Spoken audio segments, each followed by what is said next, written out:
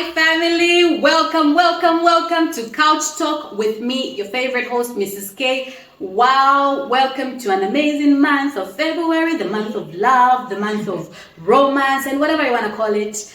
But on Couch Talk, it's all about heart to heart. So, I got amazing feedback from all of you concerning the previous episode. I enjoyed it, like stepping into new doors. Like, it's 2024. Let's go out there. Let's get started. Let's do it. Let's achieve everything. And it's just been amazing. Thank you so much to those who commented, those who got in touch.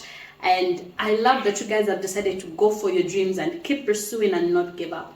So remember to subscribe. Remember to share this content with your family, with your friends. I mean, everybody needs to interact with me. Think about it. You're getting blessed. Let the whole world, the whole Zambia, the whole Lusaka, wherever you're located, let them be blessed. And remember that for those who just want the audio, just subscribe to my podcast, Couch Talk with Mwelwa. It's available on Google, it's available on Apple. Just subscribe and you'll be getting this same content available for you in case you're just having a busy week and you just want to hear a voice telling you, you got this, you can do this. Keep fighting, keep pushing. Yeah. So with all that said, today's episode is just I decided to talk about something which very few people talk about, and that is what happens when you're done with your tertiary education. What is life like when I graduate, when I complete this amazing program I'm doing, I get the qualifications? What is next? And to talk about that, like, we are addressing those issues. And to do that, I brought in an amazing person. And what's funny about this is me and her go way back, way back. But I won't preempt. I'll let her do the introductions herself. So to my dear guest, welcome to Couch Talk. Yay! It's an honor to have you here. And okay, before this becomes an emotional part of the conversation, I was going to say, remember when we met years and years ago, and we're so small, very tiny. I know, right? I don't know how we were like fitting in those uniforms. Yeah, with those big bags. So already you can tell we met from school. But over to you. Please introduce yourself and just tell us, who are you? What's your name? I haven't revealed your name. Yay! Okay, so hi everybody. Thank you for tuning in to this episode today. So my name is Toko. I think, like the host said, we go way back, like way back. Back then, secondary school. That far back. For those who are wondering, I know people. I also have people in my life. Yeah, she does know people. So my name is Toko, like mentioned. By career, I am a demographer, a development analyst, and I am also an administrator. Come on. So because of today's topic, I think I'll also mention maybe one or two things that I have done academically. I have... Hold on. Before we get to the academic qualifications, we get there, how did we meet? So how we met was, we were at the same secondary school, like I said. I think grade 8, we were quite tiny, we were quite small. With big bags. And then they used to call us Zezes. If you remember back then, by the Sukos, who ideally are the grade 12s. So we were essentially, was it in the same class? Yes, we were in the same class for grade 8 and 9. And then I had a friend who was also her friend. Her name is Mercy. So by virtue of one person knowing two people together, we blended like that. Then we shared lunch all through the 5 years of secondary school. We had lunch together. It's only university with split us. If it were not for university, we probably would have been like same room, same bed, same everything. There's a high chance we've done the same program. I think so. Very high chance. And you were actually accepted at the university, you just decided to go elsewhere. I was ready to come back. So, like, for those who've been following, remember I told you guys I got a scholarship, studied in India. So what was funny is I got there like July. Then August, the names are out. And then my dad just randomly calls me. He didn't tell me anything. He just says, oh, your name is out, Paunza, Shanshan. And in my mind, I'm like, I want to go home. Let me go home. Let me be with my friends, my family. Let me be with my normal environment. Yeah. But then when you sit and you're like, I fought hard, I applied, did the interviews, I'm here, and then you think of what you've gone through the last 2 weeks just to get yourself registered. I was like, I'm not quitting now. Then of course the first semester exams happened, and I'm like, why didn't I just go back to Tanzania? What am I doing here? Going home. You start reflecting, like, at least you taking people in. Yeah, Definitely. but yeah, it's been amazing. And what's funny is like we serve under the same pastor. True. Part of the same church, City of the Lord Church. For those who are wondering, we went to Roma Girls Secondary School. Yeah, we got to meet amazing people. So many Sister amazing Kieran. people. Yeah, so rest in peace. Yeah, it's been amazing. I recently saw that they've named the street after her. Yes. Just I think the road after Roma Girls. Wow, it's amazing. Quite close, eh? It's amazing now, like when we look back and we're like, oh, so those lessons. Remember when she would call you out and she's like, work, you always need to look a certain type of way, everything in order, but those lessons are paying off now. They really are. Yeah, and what's funny is, of course, because she used to assign, so there were some specific areas like as students are like, please don't say. You're like this when you're hearing the list is after just like, please. There were some specific areas you'd like, please, not that place, not that place. And then, surprise. Yeah, the one that we came there. Yeah, but I found it interesting. I actually was assigned to work at Sister Kieran's office. One of the terms, I got to work at her office. Pressure was high. Oh my goodness, she was strict on like neatness, the arrangement of her office, exactly. But maybe that's why we are the way we are today. It's paying off. It really is paying off. I definitely do agree. So for those who are wondering, school is important. Get an education. It doesn't just give you qualification, it doesn't just give you all this amazing knowledge, but it builds your character. And it builds a certain tenacity in you. Because, guys, let's be honest, we have to sit, we have to study for hours to get the grades we get. So there's a lot of effort and hard work you're putting in. And it creates a system for you, because when we got into high school grade 8, we found prep. And we had no choice but to sit. So there were times where like, what am I doing for 1 hour? You're looking at like one page, it's day one, and you're like, what am I supposed to be doing in this? But it started, the training. It began from there, and then today, when you're on campus, for those who are on campus, and like for us, the City of the Lord Church, we're always in school, we're ever learning, whether it's through YouTube tutorials, whether it's through an actual university, whether it's through family, friends, we're constantly learning. So it builds a certain system in you where you begin to appreciate knowledge, you begin to look for the knowledge and everything. Nice. So now, with that said, tell us. Academic qualifications. Okay, there are not so many. I think more are coming over the years. But nice. Then, a bit of what I've done academically is I have a bachelor's degree in demography with development studies from the University of Zambia. Unza. I also have a master's degree in development studies. You're hearing this, guys. Like, it's just going. Yes, from the University of Lusaka. Aside from that, also I am a level 1 project management development professional. Come on now. And I also have a few certificates in 1 or 2 other things that are relevant to my career at the moment. Wow, that's just amazing. One thing which I love about our dear guest in this episode is she's constantly building herself. You know, it's not really about your background. And I'm not sharing her background. I'm not. Neither am I sharing my background. But it's about the decisions you make now. And by now, I'm not saying when you graduate or when you get married. No, it's the decisions you make now whilst on campus. Because a lot of who she is, there were certain things she did whilst on campus which got her to this place. And maybe we can start with that. Like, how was life on campus for you? Quite fascinating, I must say. I think for life on campus, I was one of those people that eagerly waited to like get BC, which is like the sponsorship that the government gives you in order for them to cover a percentage of your education. So when I got admitted to the university, that's a bit of what I was pushing into. So eventually it did come, and then I got on campus.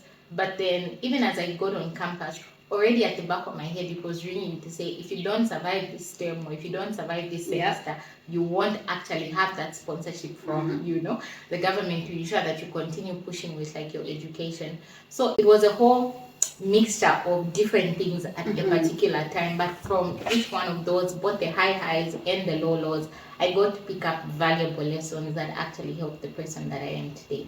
Wow. I love that, because what's funny about it is I think scholarships are all the same. Whether it's local, international, there are strict terms and conditions. You can't fail. The minute you fail, you're out. So with that ringing in your mind, you even have time to go to the bar. You even have time to go clubbing. I don't know how you guys are doing it, but and it's not just that. There's also the voice of, should you fail? Should you not make it?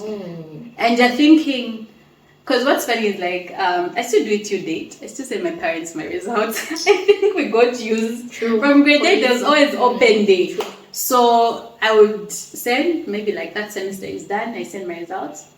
You just receive a call. Okay, I'm looking at the previous semester. There's an improvement in this. What happened in... And in my mind, I'm like, I'm grown now. This is not high school. But then for my parents, they were like constantly checking in to say, you have to keep going higher and higher. You don't slow down. So they were like constantly like pushing me to say, you have to maintain that consistency. Like if you started off on a good note, keep it running. And it's very possible to keep it running the whole time. Like there shouldn't be a semester or a term, depending on your location and how your curriculum is. There shouldn't be a semester or a term where you can't get good grades. Like it should be the same, and it's very possible for you. Now I know someone is thinking, but I'm a B+ type of student. Maintain those B+ all the way through. And then if you have a C or a C+ in something, well, it just shows you that there's a lot of potential for you to pick it up to get to the next level. And then when you maintain those B's and the B+, guess what? It will now show you that even an A is possible. An A+ is possible. You just have to keep going. And the fun part, I think, for campus, like we'll start with the high highs, The fun part was you don't really know what you're made of until you get on campus. Very true. How the competition is high. Like you're not for those who always call themselves a genius, you're not the only genius around. It's all of you. Because the university selected the best, those who met the standard. So you all met the standard, and you're like over 100, sometimes even before 400. True. And you all met the standard, and you're all competing. So now imagine, like all 400 of you are competing for one qualification. You're all competing to make sure that I should ensure that I'm in the next semester, I should finish this program. So you don't even have time to waste to even get involved in certain extracurricular activities. Some of the kids we hear today are involved in. True. Very, very true. But there's something I want to like talk about as well. I've been interacting with different people. And there are some are telling me, this school thing is so hard, it's so hard, it's so hard. So now I tend to wonder, I'm like, was our campus life different? Why is it that for us, yes, it was hard, but we didn't quit? Because there are some who, this program is too hard, they quit, they switched programs. I know for us who was sponsorship, we didn't have that privilege to just switch a program. Yeah. But then, why, like we all had the hard experiences as well. We also had our low lows, by the way. Like we had both the highs and the lows, we all had that. We also had those moments where like, you know what, I'm just done with this. And then you start asking yourself, what is school? And all those things. Start a business. Let me just, leave it be. And if you're doing like a side hustle at the same time and you're on campus, you're even like, this side hustle is very profitable right now. If I just maintain this, I don't know, you become, that's what, Mark Zuckerberg or something. We always get to those points where just like, if these guys did it, if this what did it, why should I continue in this? But a lot of them reach out to me and they're like, no, it's hard, no, I can't manage. But then what makes us, why did we keep going, even when we had the low lows? Okay, so from my experience, or I think in our times, which is not so far back anyway, but then with the generations consistently and constantly changing, Yeah. I feel like one of the things that are different the then and the now is that drive and that determination.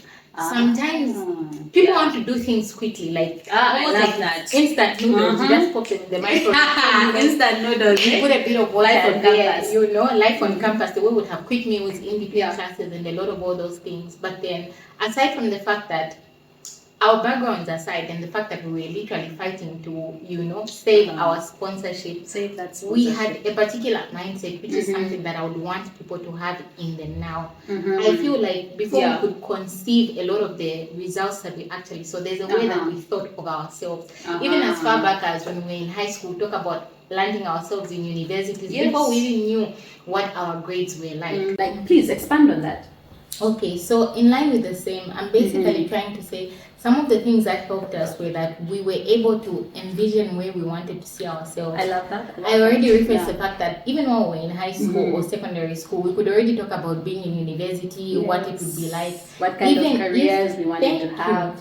Even if the reality wasn't necessarily what we ended up experiencing, we had a goal in mind. Sometimes you find today, especially people who are in university, you just want to cruise through it. You just want to do it because it is a necessary evil, so to say. But then you need to have a goal in mind, an objective. What is your why at the end of the day? Why are you getting up? Why are you going to class? Why are you attending the classes that you are actually attending? For some, it could be family, like I just want to make my parents proud, or my siblings. Mama, I did it. You know, like we write on our graduation cards. For other people, it could be, oh no, I want the money, the car, the house, you know, the bling. For other people, it could be, oh, the knowledge. There are actually people who just love to learn. Yeah. So at the end of the mind on that. Me too. So at the end of the day, I feel like it helps when you have an objective and a why in mind, because at the end of the day, it will begin to channel and to guide you concerning the things that you actually do. Some days will be difficult, but you'll be thinking, I have a goal in mind. There's something that I want to achieve. And so that is essentially how it's a little different from the way it was then and now. So the challenges may be similar, but our approach is different because of the mindset. Wow. Yeah. I like what you're saying about the mindset. It all starts in the mind, eh? Because think about this, you're getting up every day, you're spending late hours in the library, be it on your bed, on your desk, wherever you study from. And you sort of put your social life, if I can use it, your social life on hold. Whether it's going to be for 4 years or for 7 years, you're I need to clear this part. I must get through this season of my life and I should do it well. I shouldn't just be trying to use shortcuts and get to the end so quickly. And then this whole part is put on pause. And then you're just focused. You're just okay, this is it. And I don't know about you, but I think with life, we should always know the why of something. Why are you doing what you're doing? Is it because you love it? And why do you love it so much? What does it do for you? Why are you with that person? Why are those your friends? Why do you go to that church? For me, I know why I go to the church I go to, and I know why I submit to the pastor I submit to. I know why I'm a Christian. Do you know why you're a Christian? Is it because your parents are Christians, so you call yourself a Christian? Do you believe in God? Do you not believe in God? These are questions we need to sit and ask, what are your convictions? Wow, convictions. As in, you must be clear about your convictions. What do you believe in? Why do you believe in it? How far will you go to achieve it? Because if I believe in education so much, it means that I will ensure that even my children get educated, because I believe in the power of education. I remember for me growing up, my dad would always tell me, there are only two keys, God and education, till date. So I grew up being told to succeed, to make it, you need God first. Number two, you need an education. And that's why, for us, our parents invested a lot. Yes. They did whatever they needed to do to get us through the best schools they could manage at their budget. Take note, I said at their budget, because they knew that in this budget, at least I can take my child to, for example, for us who went to Roman girls. This is what my parents could manage to take us to at that time. Maybe for you, you're in a better position now or something. But I know, for me as a parent now, and even for Toko here, she'll be thinking, for my kids, I also want them to get a certain quality of education.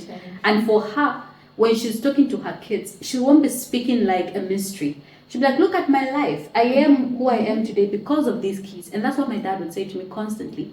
He would say, look, he would tell us about his background, where we're all coming from, and he would tell us about his battles. But he always told us, if you can just complete your education, if you can just get a paper, it will change the situation for you. So now you may be watching me and just saying, okay, Mrs. K, I hear you. I was focused. I was determined.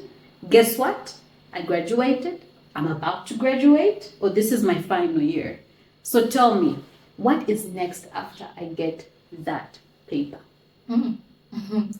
Insightful. So what's next after you get that paper? Where to start from? Maybe I'll use my personal experience because that's the most vivid opportunity I had to live through that experience.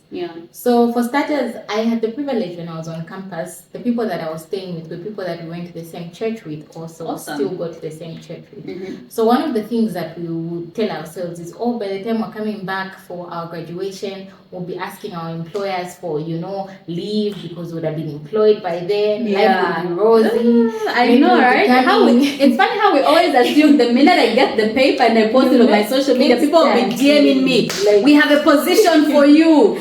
True. Yeah, the famous uncle who's like, give me your papers. So true. You find sometimes you're on campus and they're telling you, by the time you're done, organizations will be fighting for you. But as in, people hide. Like, it's so funny. Sometimes even your lecturers be like, you're so good. This project, in fact, this project, we even put it out there. Sorry, but then by the time we were done with our university, campus was over, it was a new ballgame of reality. It was different, Suddenly that allowance that you were getting, you no longer had it.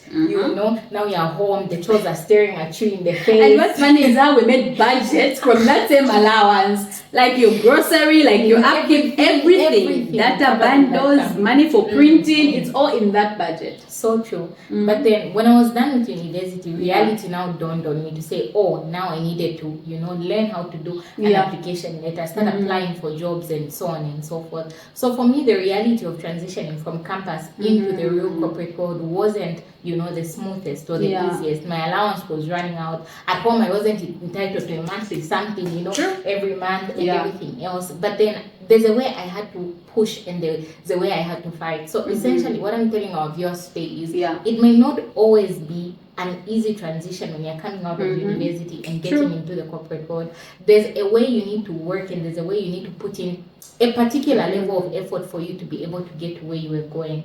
I remember, I think for me, I waited a few months.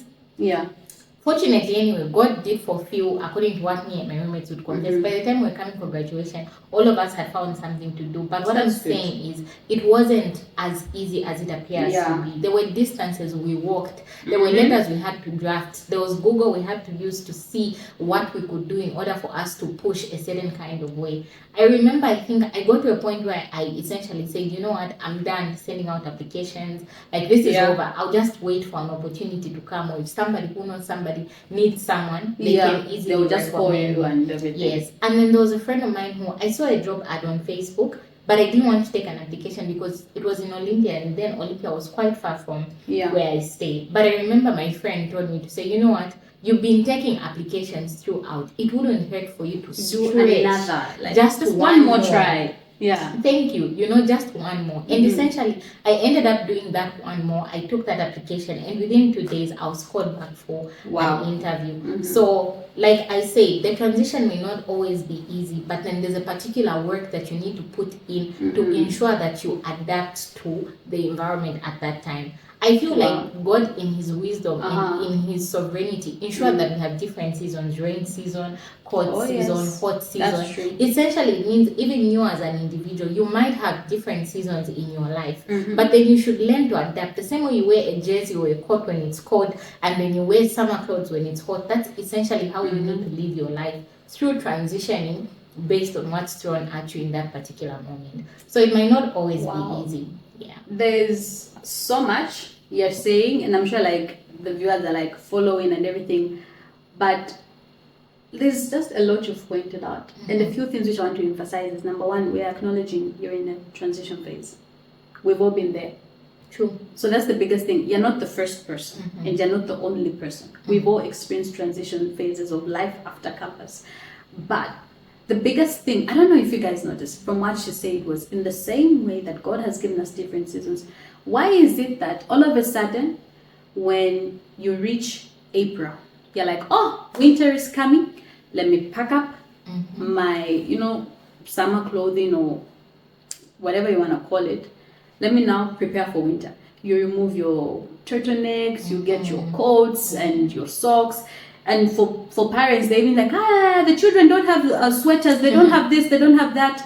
Even the schools even change. They'll even tell you to say, oh, for the next term, for the cold season term, ensure your kids have sweaters, they have socks, ensure your kids have head socks, different things, meaning that there is a preparation before you get into that season, which we always ensure to do with just our clothing. How much more with you who's just gotten this qualification and you're transitioning? What kind of preparation can you do? She talked about how she waited a few months. So in those few months, she was now preparing her letters, taking letters in different places, applying and applying and applying. Keep applying.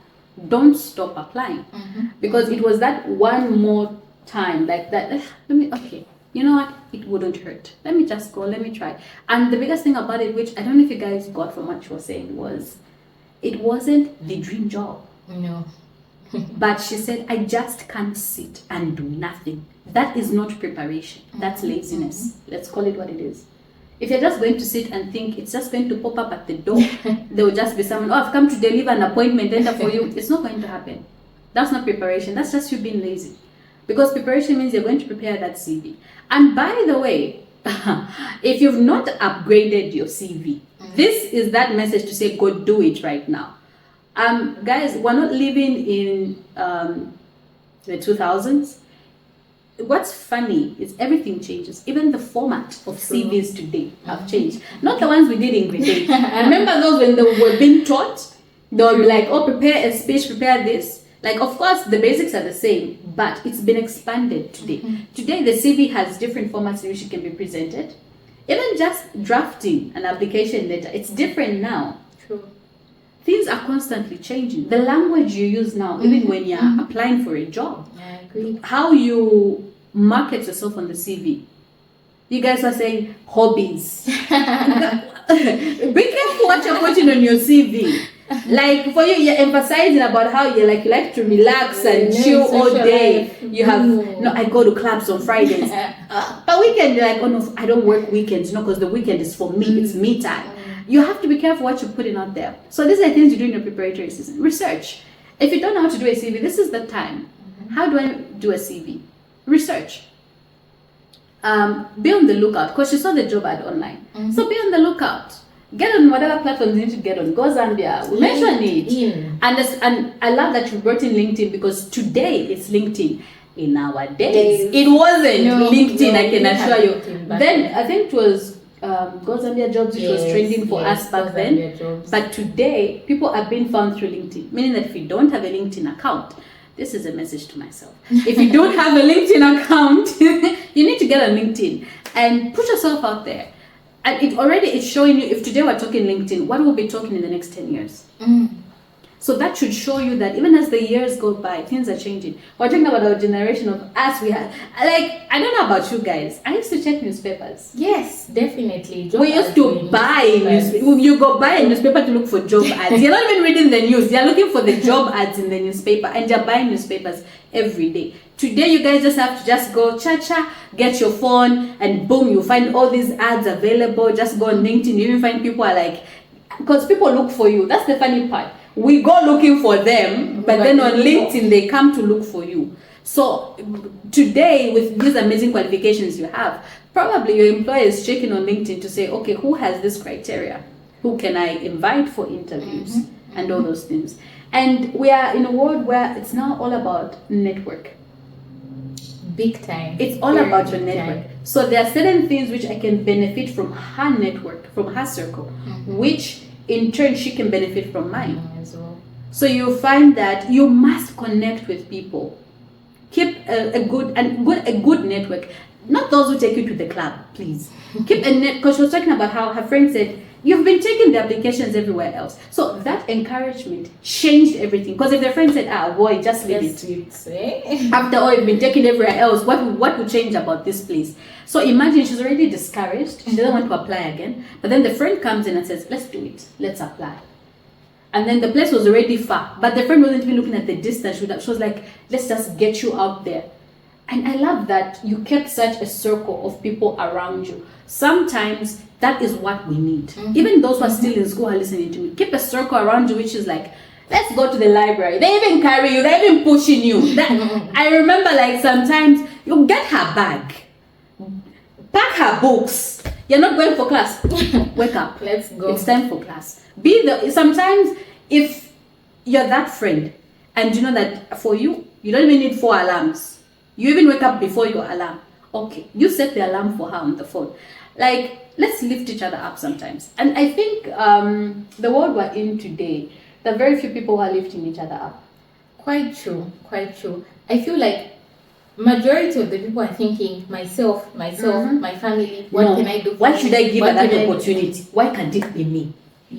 But what a lot of people don't realize is sometimes in giving other people the opportunity, you end up finding opportunities as well. Wow, I love that. When I was doing my second paper after the bachelor's degree, I was privileged to be class rep, and so I had built a good network of people she was in the class rep. who were essentially, they were older than me in age, but then they were peers. Their qualifications. We were doing the same thing, the same qualifications and all those things. And then I think that should have been last year. It's not, it should have been 2022. I think a year or two after we were done with that, one of the people from that group and that environment just called me and said, there's an opening somewhere. Prepare your CV, do ABC, and let's just have it on file. So ideally, it was an opportunity that I would have never known about from anywhere else. But then my CV is sitting on file somewhere in some office. Why? Because I networked, and there was a way I served those people, and in turn they felt the need to do something for me as well. So I definitely do agree with you. I feel like people should network. You should lift others. We rise by lifting others, and so essentially we should try to give others some opportunities in as much as we're looking out for ourselves. It does pay off. Yeah, because there are moments where sometimes someone will call me. I once had this experience, and the funny part is like the person I helped is like, behind the camera these days, where like somebody called me and said, there's this job. Do you know anyone? And I'm like, okay. Firma IT. I just said, okay, just give me a minute. So I just got down and said, there's a job this side. They are looking for someone who does this. And the person says, I'm interested. They were already working, by the way. But then because I was like, by the way, if you're comfortable at your workplace, they just said, no. I'm ready. I want this opportunity. So I called them back. And what's funny about it is when they called me, they already had somebody else in their mind for it. But they said, but anyways, I have no issue. I can also recommend your person.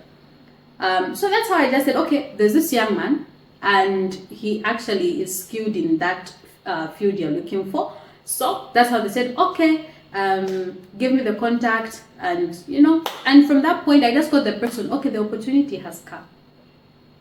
I didn't tell them what to do afterwards. I figured they are ready for it. My job was just to link them. And I love this point we've reached. She can link me. May I go and I mess it all up myself. True. So true. I can link her, like I can tell somebody there is this opening. I've put in your name. So you just need to come. You come with your papers and everything. And people are very random. Someone will just say, okay, send the person. I'm at the mall right now, let them come. Then you go in Crocs. And you go with your hoodie. They're just like, young man, they just want them the same. Okay. No, they just want to meet me. I'm sure they just want introductions. Be ready, in and out of season. Always. So if somebody says there's an opportunity I've linked to, they would like to meet you, that same suit which you keep washing and washing, iron it. I don't know about you, but I'm sure everybody has that go-to suit which is always ready in the wardrobe. Like sometimes it doesn't even need to be a suit. Just that shirt, that trousers, make it a suit. You even know that the shades of black are all different. Wear it with the jacket and carry your CV and go. He might just like, oh, I just wanted to meet you. Oh, no problem, sir. Yeah, be polite, be courteous. Like, sell yourself. You know, this is life after campus. Sometimes we think like the opportunity will just come, we're calling you for official interviews. Sometimes they can be informal. True. Where somebody has just connected you and all of those things. So go present yourself well, dress well. You know, just go dress well, speak well. Because the person may just randomly ask you, okay, no, I just wanted to meet you just to see who you are and just ask you 1 or 2 questions. And then they ask you a question, you're not paying attention, you're distracted, what. No, just answer politely, do what you need to do. Or they've just told you, okay, go to this place and drop off your CV. Still go dressed well. Because what's funny is I've interacted with different people. And I remember one time, somebody wanted something, from my parents. Now the way the person came dressed, my parents just said, you know, they just went like, we know you, like this person. I call you, this is how you come dressed to meet me. And it put them off already. So someone may want to help you, but it's how you present yourself sometimes. And the beauty about networking is, it's so funny. You'll find that your friend will be the one who will give you, no, come get the suit from my wardrobe, get these shoes, get this, not that handbag, get this one. Okay, no, that's not how you sit. You sit like this. No, when you reach, don't just open. No, they've not told you. And it's the simple things, you know. I remember, like, even when we're doing like the scholarship interviews and whatnot, I remember my dad literally sat me down and said, when you're going to an office, I was really young back then, like I've just finished grade 12, you don't just open the door. Even if they've called your name, knock. What if the person inside is not yet ready to meet you? And also, it's just normal courtesy, like simple etiquette. And it was those small things. Like, oh, this, by the way, these are your preparation tips for those who are wondering. Like, these small things I mentioned, pick out the area in which you know that, okay, on this part, I'm struggling, I need help. Or this part, I'm a little bit weak, I need to improve. Do it. And it's just amazing. Even in the world of etiquette, for those who love makeup, I need to say this. Not those long lashes. Like, please, I don't know. Okay, how is your corporate space? So usually, for my corporate space or the spaces that I've been in, everything is subtle or everything is toned down. I love what you said about preparation and appearance, because the way you appear before someone is a reflection of how you see them. If you appear a certain type of way and serious in your appearance, it's as good as you're saying, I'm just here to pass my time, you know. What do you like? I'm here for vibes. I'm here for vibes. You know? So if you take your appearance a certain level of serious, you're showing the people that you're going to say, I value what you have to give me or to offer me. And I'm showing you a glimpse of what I'll be able to offer in this show if you actually give it to me. In the corporate space, really, yes, there are people who, you know, do that juxing and do whatever it is that they do, but it's never to the extremes where the nails are so long you can't tie, the lashes are so long, you know, like, you can't see. You know, they're just like, someone is like squinting, trying to like, where are your eyes? They're trying to see you. The importance of reading your environment as well, you know, especially for lawyers. I think everybody knows what a lawyer dress is like. So it would be odd if you went and you found the lawyer dressed a certain type of before the judge, How sure how. So I think it's important to read your environment and to just prepare in the same light that you actually mentioned. I love that. And then take note, we're not saying don't do your nails or your makeup or whatever it is you guys love to do and everything, but we're saying that read your environment, meaning that in the corporate space, there's a look, they're quite a corporate look, generally. So things are more subtle because they're not going there to advertise your looks. You're going there for what's inside of you, meaning your skill, your knowledge, your brains. Like where you're trying to type and then someone is like struggling and everything. No, like your boss says, oh, I need this. They expect that in the next 5 minutes, the whole report is sitting on their desk and all of those things. And guys, it's the simple skills. Please learn how to print. Simple skills. Of course, I know tech has evolved these days. Printers are more wireless and all those things. But have interest in these simple things. And not, I keep seeing on social media people talking about Excel. Like this lady you're seeing here even knows how to use Access, PowerPoint. Like she knows the whole package. She's able to use it. So now, for you, you're seated and you're just like, there's Access, can't you? Yes, there is, in case you're wondering. So, and you're thinking, I will never use it. I can assure you, she uses it. And she knows how the system works. But then these are things she did, like in that preparatory phase, she was like doing different things. So, with that said, I hope you guys are enjoying this conversation. Please be responding in the chat. I love your feedback. Like respond in the chat. Tell me what's standing out for you and all of those things. And I'm sure you guys are, oh yeah, I didn't talk about the setup, eh? Yeah, we Couch have talk, water couch. today. We're on an actual couch. There's water. It's quite hot in Zambia. It's hot in Lusaka, so we have to stay hydrated. Please, stay hydrated. Drink water. It's important. So now, this was just like a mini breakfast, just like catch our breath, because we're not going into like the main part of the conversation. Yeah, I'm sure you're all wondering like, what have we been talking about, Mrs. K? Yeah, like that was the introduction. Let's not get into the main part.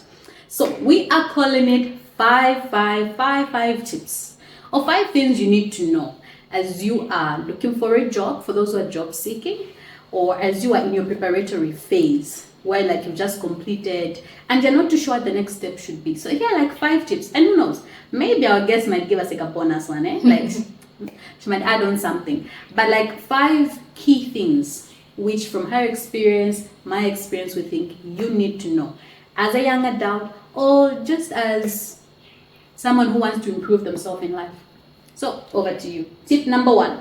Okay, so tip number 1 is personal development is not optional. Okay, personal I hope you're writing notes. Is not optional. So Yeah. what do I mean? I feel like in whichever sphere of career or life that you're in, you should never take for granted or have the mindset that, you know what, I'm here, I've reached, I have this degree, I've reached. Wow. And I don't even mean it in the sense of, you know, maybe going to school. You might not even have the resources at the moment to expand your knowledge by going to school formally. But then with personal development, it's one of the things that you can do even outside that scope. You can use Google, you can use YouTube, you can use other people, the resources and the networks that you have by asking questions. You should never be at the same place that you were at today, this time next year as well.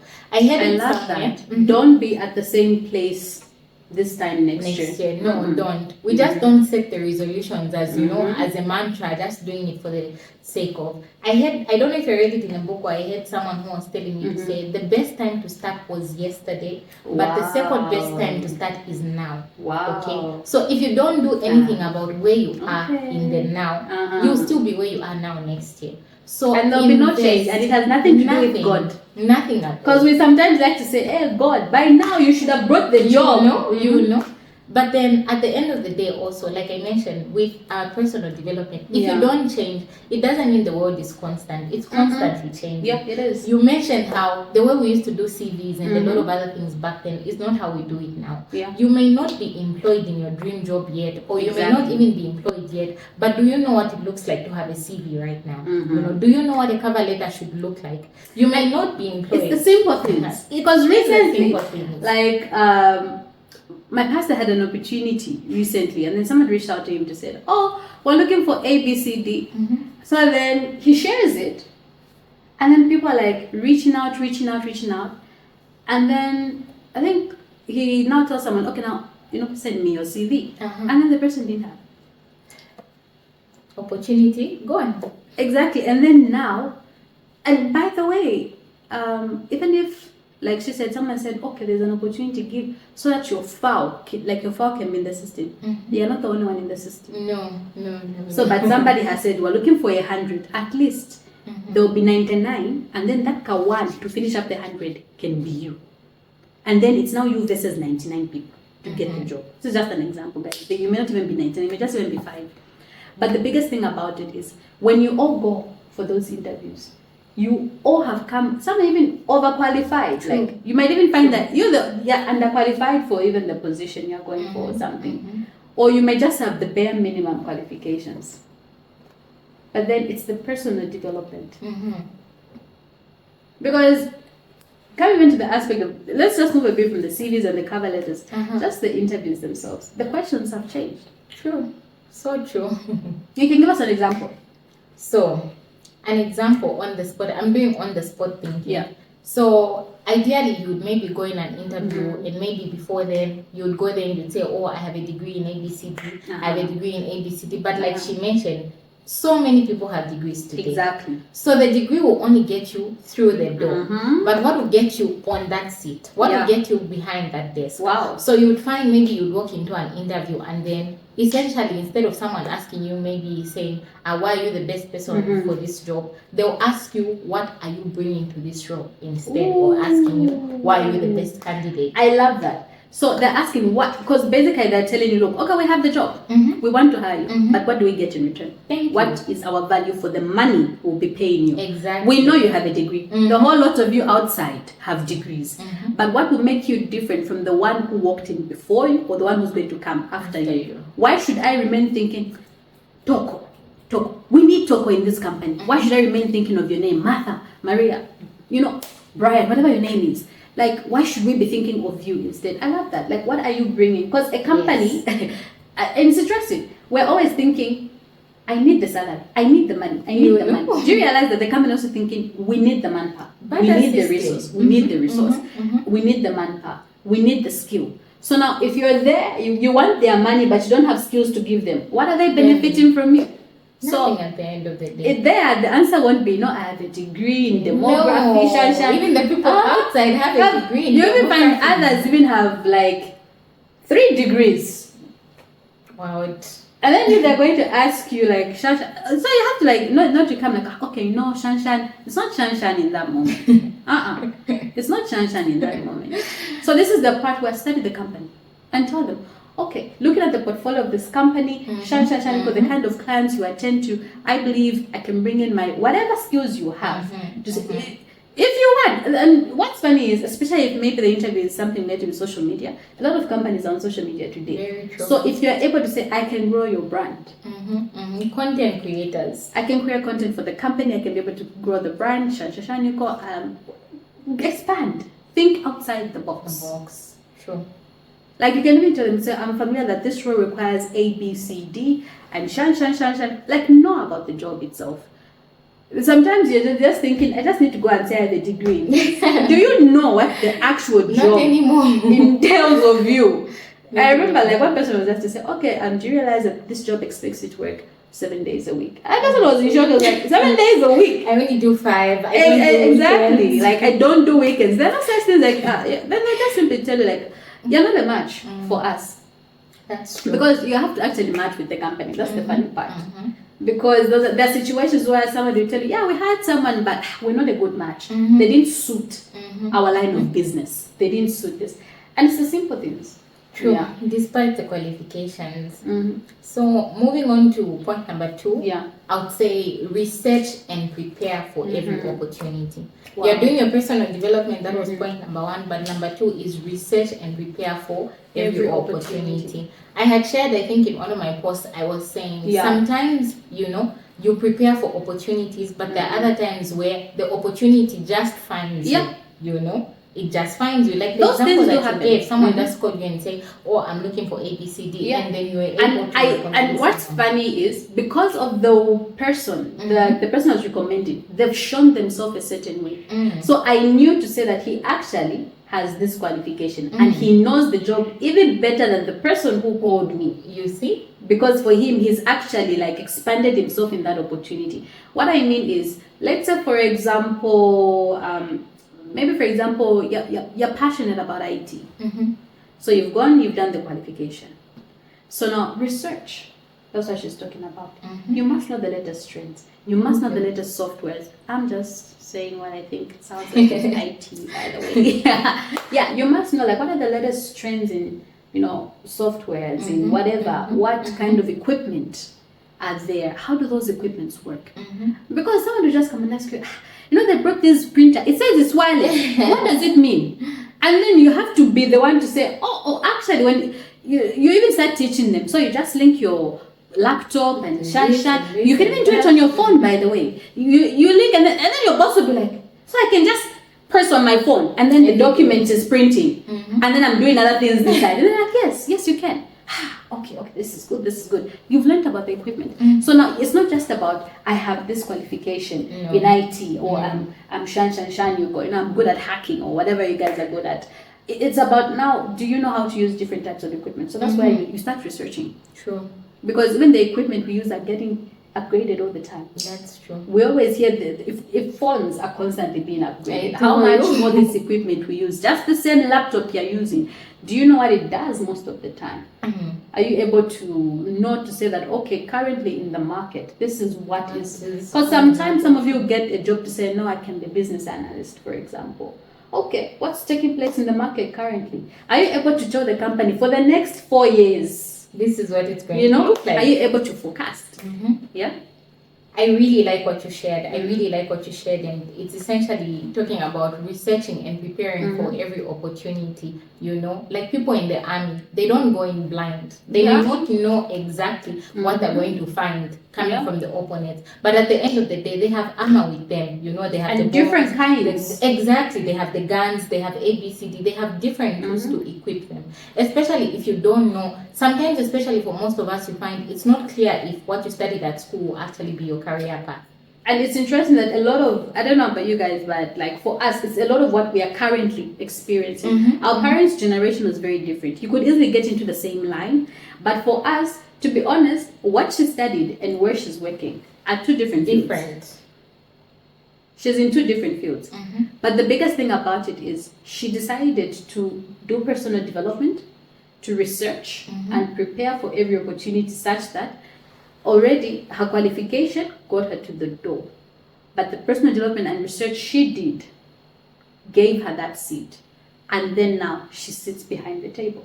Exactly. So that would be point number 2. Prepare, research, do whatever you need to do, even before, in line with just preparing and researching. When I was called to have a physical interview for the job that I'm currently in, I knew of the company, of the organization. Like I've heard of it in conversations around. But I didn't know where exactly it was. A day before my interview, when I knocked off, that was 17, I was quite exhausted. But I moved from one end of where I was working. I went to look for where the company was. It's important. So that I don't go late the next day. So that I know where I'm going. So there was a preparation. And so that you plan, you're able to know that, okay, looking at this distance, I need to start off 1 hour earlier than I usually do for my previous, because there are some jobs which what if you end up discovering that place is actually 2 hours away, you factor in traffic.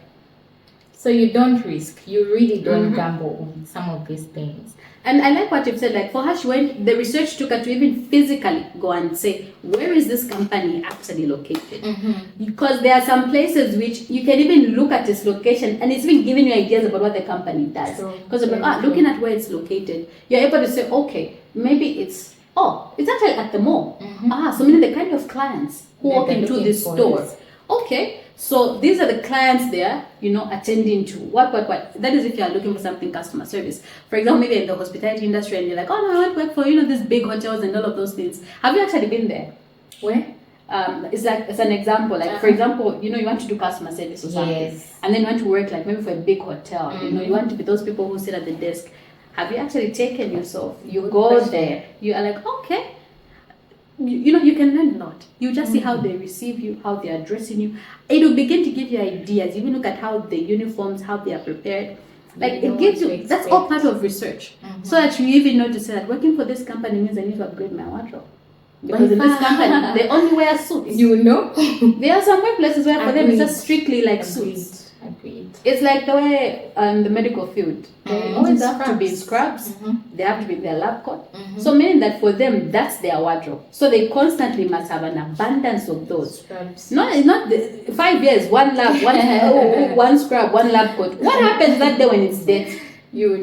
Or if you get soaked, how do you go for it? Exactly. So you should always research, prepare, like know all these things. Wow, I'm loving this conversation. I don't know about you. I am. I'm enjoying it as well, by far. And the funny part about the conversations is we're like sharing with others and we're also like sharing with each other. I know, I'm learning in the process. Yeah, that's the fun part. This is networking, by the way. Like quality conversations. This is what you should be talking about with your friends. Let's go to tip number 3. Tip number 3, I would say be willing to start from somewhere. I feel like one of the that one. Now the somewhere sometimes is that's the 1,500 you see? And I feel like I fell victim to that as well. By the time I was coming out of university, and I feel like a lot of people do, it's the I have a degree, so I should have the famous question. When you enter the interview room, okay, what's your salary expectation, and you're thinking, especially back then, like even a 5-digit figure was like, you're thinking of yourself like I'll be after 4 years. Like I even graduated with the distinction. 1.5, no. So I was victim to that mindset as well, and I feel like a lot of people are as well in there now, where you're coming out of university, or you might even be in a job, you're not yet in your dream job, but you're thinking, because I have this paper, we've already established the paper just gets you through the door, you know. So because I have ABCD, I had that mindset that I just needed a corner office, you know, with views on the penthouse floor, where you're expecting like I use an elevator and all of those things, everything. Maybe I would even have a secretary outside, where the reality humbled me. It humbled me so much. So the thing is, with being willing and able to start from somewhere, what most people should understand is that it gives you the benefit of experience. Okay? Wow, I like that. And the biggest thing about it is they'll ask, what are you bringing to the table? And you can say, I'm bringing 10 years of experience. You see, I have 10 years of experience. In that 10 years of experience, it's not showing that you're getting one pin. It's not showing. By the time the job that will be giving you 20,000 kwacha is coming, you would have already had 10 years of experience to back it up for you. So in line with the same, or in line with just being able to start from somewhere, sometimes where you see yourself may not be essentially where you are actually starting from. When I was in school, I think in second, third year, because I had joined church quite early, we were a few of us, so we're all involved in doing one or two things. One of the ways that I thought of building my work experience is I would work at my pastor's office on a volunteer basis. As the secretary at the door. Volunteer basis. People would come. It wasn't even a paid position. Then people would come, you know, you take notes, you do ABCD. But in that, I learned how to file. I learned how to type. You know, I learned how to clean. I learned what a desk should look like in an executive office and everything of that. So for me, I wasn't looking at it like, oh, I'm serving my local pastor here. I was envisioning saying, what if, you know, I'm working for like a CEO or a country director? What would that desk look like? I love what you've just said. Like, it as much as it was on a volunteer basis, but bringing it back to the aspect of be willing to start from somewhere. What she's sharing is a lot of wisdom, you guys. You know that even just sometimes serving your own family can help. There are those women who are, let's say for example, maybe your parents run a business. Maybe they have a shop, a grocery store, just an example. And you're done, you're free. Why don't you go sit and be the cashier that day? Learn how, or why don't you say, ma, you're going to my orders. Go. Learn how she orders. Learn how she supply. You'll be learning. And not just that, you're getting negotiating skills. Because you'll be watching your parents in action and you're like, hey, this is how she brought down the price. Yes, and then the vendors are found. Exactly. Next thing, you're like, oh, these are the suppliers. And then as you are there, you'll be like, so this is what's in the market. You're getting skills about the marketplace. Sometimes we wait for this moment where you to be at a round table with a glass of water and all of those things. And yet, it can even start from just at home. You even know that, okay, my mom runs a grocery store at home, you know. And who knows, what if it's your job to expand it? What if you can say, okay, ma, I'm thinking, let me work in your shop for this year. Let me see how I can boost the sales and let's open the second one. I've been thinking, there is this other location I've been visiting. They don't have ABCD. And if I can just find a way, I build a nice stand, I can start it as a stand before I make a whole proper building and everything. These are just random ideas I'm like giving out. Because I've seen this work for other people. Where like, one parent had a shop and then the children took over and opened different stores. Or you'll find that for you, your niche may not be grocery, it may be clothing. But through what you're doing, your mom is like teaching how to negotiate, how to find suppliers, how to meet the vendors, how to get what you need, how to get it on time. Next thing will be hearing, oh no, she actually travels to Dubai to get clothes and all of those things. Next thing, you're the one who's like, you know, jetting in different places, you know, looking, doing different things. And in that moment for you, even when that dream job does come, you still have this thriving business. Because, I don't know, but these days, like, people are now like, okay, when they're introducing themselves, like in just social circles, when you go for functions, I experience this a lot. So you go for, so someone will be like, okay, this is just an example. Oh yeah, Karen, I'm a banker, but I'm also the CEO of Shani online stores. And you're like, oh, okay. I run a business at the same time. Like, I'm also working. And then, I'm also a family person and whatnot. And then, actually, or sometimes they're just in random conversations. I'm like, I've just had a lot of pressure. Now I'm opening my third store. And you're like, there's a number 1 and number 2. And number 3 now. Okay. I was recently talking to someone. And she's a doctor. She works as a doctor. So she already has a certain line of business. So while in conversation, then she's telling me, yeah, you know, because I was saying, oh, I saw you traveled recently out of the country. Like, yeah, you know, I just went to get some more supplies and sign up some contracts because I'll be opening da da da da da da da. So, and since it's a new thing, and I just said, I'm like, okay, you're already working as a doctor. You've got 2 stores Already functioning. and like they're doing really well. Wow. And then they're like talking about opening like this, and then that one is like a different field altogether. And this is someone who's like, they're not even 30. Wow. See, You know, it's age range. doable. And in my mind, I'm like, and I am sitting. Like, I don't know, don't you guys, I don't know about you, Toko, but don't you have those moments where you feel like, and I am sitting? All the time. And they're like, I am seated. And then for us, we're saying I am seated, but we're busy with our own different projects. We are feeling like we are seated.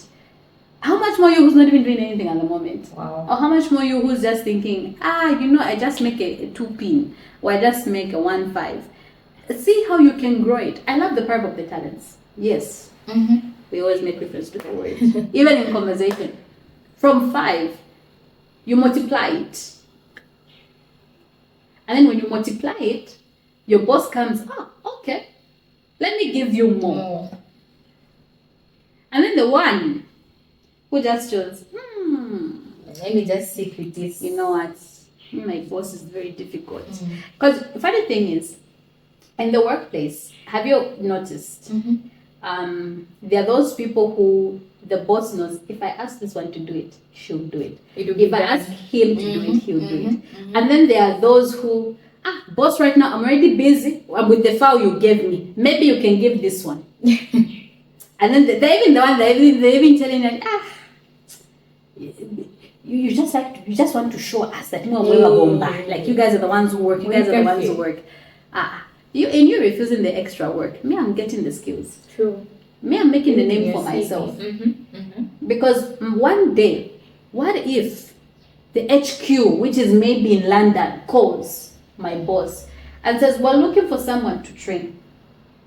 You'll be the one who recommended. Because you'll be like, actually, the fact that she's sendable, she's available, she's willing, she catches on very quickly, and the boss will be thinking it will benefit us as well, because whatever skills you gain there will come and benefit me here. Yeah. Meaning that with her getting those skills, because for them they're looking at you as an investment. But are you showing yourself that you're a good investment? Should they pumping capital into you? And sometimes the capital people need to pump into you is not always monetary. I like that. I really like that, because like you put it, it's not always in monetary value. Sometimes you might find maybe you're already in a job, but then you find the value and the input that you're putting into that work is not equivalent to the pay that you know you're getting at the end of the day. But if you can list down those skills that you're already doing and the value that you're able to offer, it will put you in a place where you'll be at an advantage in the next show more than what you're actually doing. And you know what other thing I discovered in going this path of being willing to start somewhere? You find your passion. Because right now, what you're doing and what you're talking about is very different from what you studied at undergrad. But you seem more passionate about your current line of work. I love it. I really do love it. And you see yourself growing further in that line, meaning that you even get the necessary qualifications now to grow it. Because for you, and then you find your passion, like, guys, if somebody told me I would be doing this, like, these guys know how shy I was. Like, I would be the one like doing this, all that jumping and all that stuff which happens. Wow, just you find your passion. You really do. You really do. Amazing. You know, you literally delved into my point number 4, which I was actually. Let's get into it. Which was essentially be flexible. You know, be very flexible. Maybe I'll give an example of people that are already in a particular workspace. The examples that you're just from giving us, sometimes you might even be given things to do that are not part of your job description. You know, be flexible. One of the things that I usually share with people is, if you're going to get into a workplace, don't enter it as a know-it-all. That's one. You don't actually know it all, by the way. You really don't. We always learn. Avoid going that path. If you have been doing it, take a seat back. and just try it for a few days. And when you're not the know-it-all, and see what you're actually learning from others. You know, even when you think you know, you really don't know it all, because things are constantly evolving. So I would say the fourth point is people should be flexible in your areas of work. Sometimes you might help someone who's your subordinate. It doesn't belittle you. It really doesn't belittle you. Sometimes the recommendation of you getting a promotion would even come from people that are lower than you, because they'll ask them to say, oh, tell us about Toko. How is she as your boss? And then, hey, Madam Toko. Yeah, Madam Toko. We do the work. She just comes to sign. She's never in the office. When such reports come out, I'm like, oh, so this is what happens behind the scenes. See, so flexibility is key. Learn how to work with people that are your subordinates in terms of hierarchy. Learn how to interact with your peers. Learn how to work and serve those that are also above you. Aside from being a know-it-all, I think the other part, or the person that you shouldn't be in a workplace, is the reporter, for lack of a better word. I love that the one. snitch in we're not saying condone things that are wrong, no, but we're that's saying why companies have proper whistleblowing policies. You know, there's a channel through which most of these things are done. Get involved in HR, you know. Yeah. You're in admin, but you want to be the HR person. You want to be the one knowing what's going on in everybody's life. If people are looking for the company data, the database that they're coming to see. You don't and want that's to quite be that dangerous. person. If that's how your seniors will know you. It really is. I've been in rooms where somebody is about to be recommended for an opportunity, like maybe even going for a work trip with some seniors, you know, but then people are not comfortable with the same person because they're thinking, where we're going, this one is coming with, you know, a database of information. It may not always be that people are doing something sinister, but some people just enjoy their privacy, you know, and fulfilling what their objectives are. So you might want to be a person who's flexible to adjust based on what the environment demands at a particular moment. I think it will help you getting into the corporate world at large, and also just making a transition between one place to another. Another thing that I learned also is that the world is very small. It really is small, especially when you get into the corporate space. You might work for organization A. In 5 years, maybe you're working for organization B. Before you know it, people from here know people from where you're coming from. We are always linked. We're always linked in one way or another. You don't want to be that person who they're saying, this is the person who, you know, you got to work for you. This person is like this person is like that. And by the way, gossip spreads. So the same way you think it spreads at church is the same way it spreads in the families, the same way. Yep, the grapevine is everywhere. Be it church, family, friends, even in the workspace. So you don't really want to be the leader of the grapevine. You don't want to. Because what do people be like, this one always knows what's happening. And then this other company like, this same one. Even us, when she joined our company, we had issues. She would be the one who would be taking stories and what. So people would come complaining to the HR to say, no, this person is like too involved in my personal business. And like, there shouldn't be issues we're hearing. I mean, you know, people are fighting at the office. Like, it's not really necessary. Like, those politics, avoid them. It's not. Just be flexible, do your work. So for my point number 5, I would say consult and have sound sources around you. I love that. Take heed what you hear, take heed what you take in. I think for every educational or career move that I have ever made in my life, I always had sources where I consulted.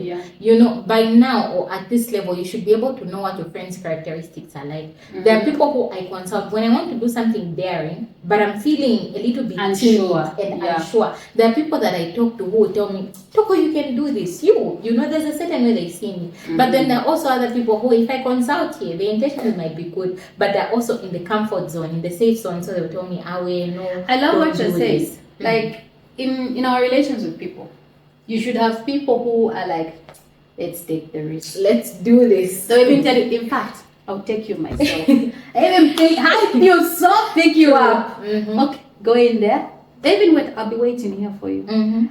Like, I get sometimes I get ideas, because I'm sure you guys know that, like, I'm also like doing business on the side as well, Mwelwa's collection. Yay, have it. So like, I decided to like, I want to grow, let's do this. So I went to consult with the person I know who takes the risk the most. Okay, let's do it. I'm like, what if it doesn't work? So what? Let's still do it. And that's the thing, because sometimes we're always waiting for, what if it doesn't work? So he told me, I'm like, okay, what if it works? Thank you. And then I'm like, but I want it big. He's like, okay, so if you want it big, let's try it. How else will we know if it will work or not? How else will we know if it will be big or small? So sometimes you need someone who will be telling you, okay, I love this idea. In fact, okay, I've invested in it. Let's do it. There are times where others becomes joint. Others will tell you, okay, since it's a risk, I will risk my money. You don't risk your money. I will give you the money you need for this project. And you don't even need to pay me back or anything like that. But you make it work. Thank you. Whatever challenges you find in it, overcome them. That is what, yeah, because that's what one of my sources told me. He said, okay, look, you want to do this? Fine. And he said, okay, here's the capital for it. Go and do it. And he told me, it's not me to sustain it. It will be you. So now it is you to see it. If it means having sleepless nights, thinking of ideas, going in the road, whatever you need to do. If it means you learning how to design a flyer, do whatever it is you need to do. So I love that point. I really love it. You should have the right sources of information and everything. People who you can consult, people that you can. I think at every major roadblock that I've ever taken, there's always a voice here and there that I was able to consult, be it my pastor at my local church, my close friends, some family members.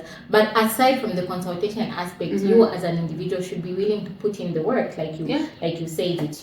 Those people may only be able to thrust you to a certain level, but then beyond that, it's you to now put in the work, be deliberate, learn what you need to do. Is it budgeting? Is it saving? Is it investment? Is it so many other things? We've had situations where, like I'm standing with someone, the breakthrough has come. I'm even like, Lord, finally. It's here. 6 months later, we're praying for the same breakthrough. No. You sit and you're like, where did the money go? We believed for this. How did you fail to keep the job? Then you go inquire to say, what happened? Your person, always late. Took very long lunch breaks. Oh my. We give them an hour, they would come back 1 hour, 30 minutes later. Wow. Very rude to clients. Didn't know even how to do simple duties. We told them go and print. They don't know how to print. We asked them, okay, are you able to go do ABCD? They don't want to go. They always had health issues. No, we need you, you go. And no, I'm on leave, I can't come in. Okay, no, because there are those moments. I know like our leaves, our breaks are very important and everything. But there are those moments where genuinely the company needs you. Or genuinely somebody needs you. Because I remember one time I was asking someone to say, okay, I have this. Are you able to sit in for me? I will come work. But I just need you in just in the morning. I'll report what. It was a complete no. No, I can't risk my rest. Wow. I was like, okay. And then the funny thing is, I would always like sit in for others. Wow. But just then, exactly. And then for me, I was like, okay. But I did say, revenge. I just said, as well, it's okay. We'll make a plan. We'll figure it out. If it means I have to readjust my schedule, what. This is about being flexible. Be flexible. There are times where sometimes your boss may come and be like, I need to do everything. If you're free. Sometimes I'll just say, okay, boss, no problem. I'll do it for you. I'll do it. Like, just volunteer. Okay, you're willing. I can send you there. Oh, no. Okay. Driver, take her to this branch. We need someone to do ABCD. Go. Because that's how I started learning certain things. Amazing. Because sometimes, like, something will happen where my boss like, I have a meeting, but should just receive a call.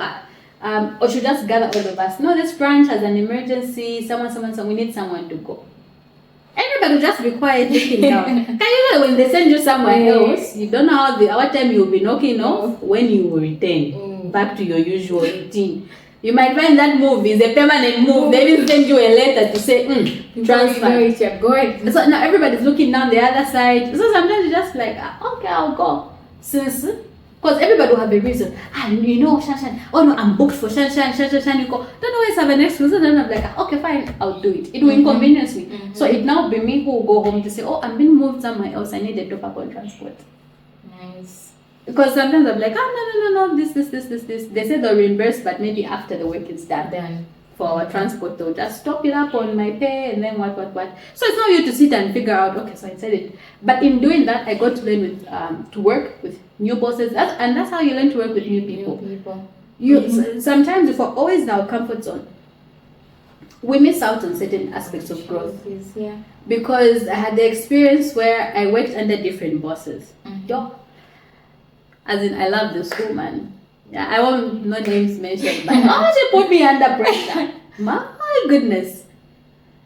Because people would always test me back then to say, what time do you report?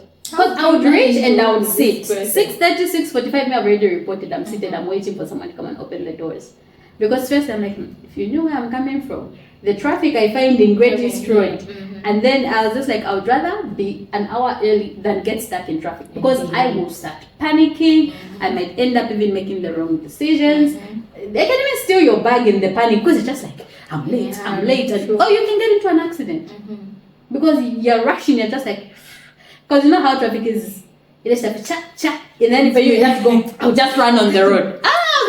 You don't take those chances, you know? So, I would reach. 5 minutes later, she has arrived. I was like, oh no, I like to start my day early.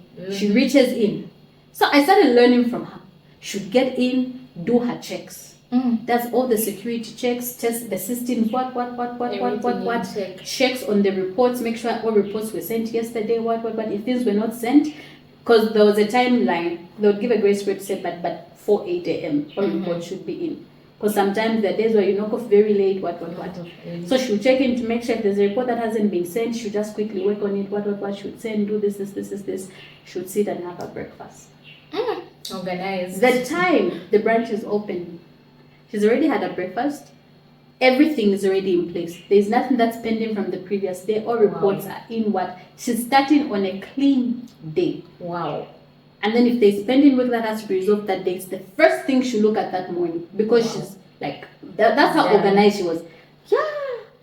And then in that, because you're the early one, you just say, come to the office. Okay. And so what she'll do, I actually got some of the things I do with my life from her. She'll come. Okay, get your pen and paper. This is your to-do list. You have your job description. And then she would give me her to-do list. Today. Not filling to mama reports at 16 hours. Not those things like sending me reports at 16 hours. Today I want the reports by 15 on the dot. Wow. Today, that day if you're working in a different field, like today, I want you to be able to do this in 2 minutes. Wow. So she'll call you. Okay, you've entered something in the system, it's approved. Then she'll call you, it's been 2 minutes. Why hasn't it been completed yet? No, boss, you have to learn to multitask. There, the line is ringing, the client is seated on your desk, and your boss is saying, I'm waiting for you to finish it in the system so that we complete the whole transaction. Like, we do the whole end process. And it was in that aspect of, so sometimes you'd be like, hey, okay, maybe not, let me just stop coming in early. And all of those things. But then I sat for a moment and I'm like, but if I don't learn how to do this now, what happens when you have a child? You have a husband, you have a ministry which is running 24/7, and then you're sitting. 24/7. Ministry is 24/7. There's no, like, the Zoom meeting we're in, like just yesterday, it was ending like what? 23? Somewhere there or something. Ministry is 24/7, you know? And that was the funny part because like you're at work and people are still calling you, Ma, I need you.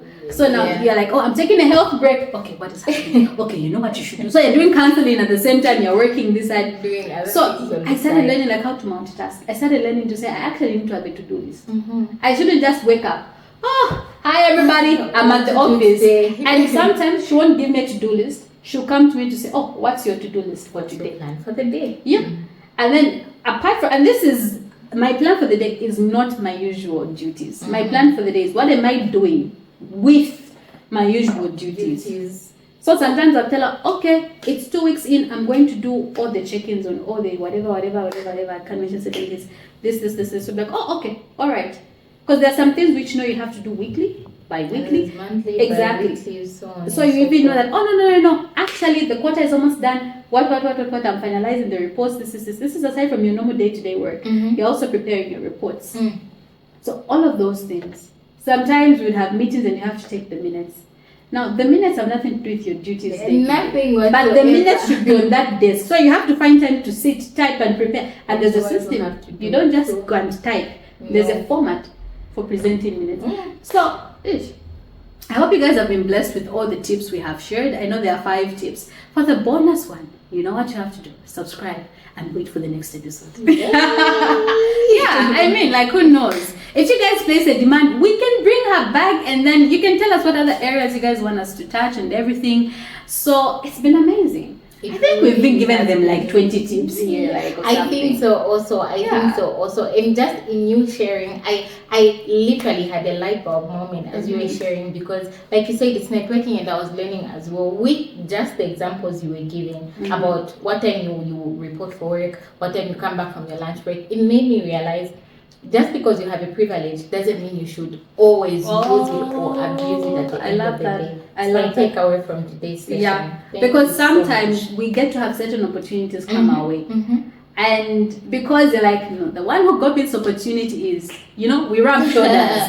It's my body. There'll be a day of best friend, like, I'm not your best friend right now. I'm your boss. You're putting my name on the line. There'll be that day where you're like, no, you can't be embarrassing us like this. Like, let me leave you guys with something, You know that we're always a representation of where we're from. Whether it's your family, whether it's your church. So there are times where, like, for us, I'll use the church example, where a pastor will be like, we shouldn't come to your office and say, we're looking for Deaconess Toko. And then, but Toko is a deaconess. Are you sure you're a deaconess? The same, they even add your surname. Yeah, sure, it's not another Toko. So it should be at a place where the way we know you in our home circles, our private circles, even when you go out there in the public, we're like, okay, we're shining a light on her. People are like, she's the same everywhere. Like, you're always a reflection. Sure. And that's why you find that sometimes, I don't know about you, but sometimes my dad will be like, do not embarrass. Like, when we're young, you're like, where we are going, behave. Why do parents say that? Don't go and embarrass us. Because they're like, you're a reflection of us. You represent us out there. So many, if you go show those people that you are so uncultured, they'll be like, she's not been taught from home. Because they'll be like, the parent should have taught you. This is how you greet your elders. This is how you speak before elders. And it's the same simple things which also work for us in our normal lives. Very true. Because there's a way to relate with your friends. You're always a representation of where you're from. So you also have to check, how am I representing myself out there? How am I representing my family? Am I maintaining that good name, that good reputation?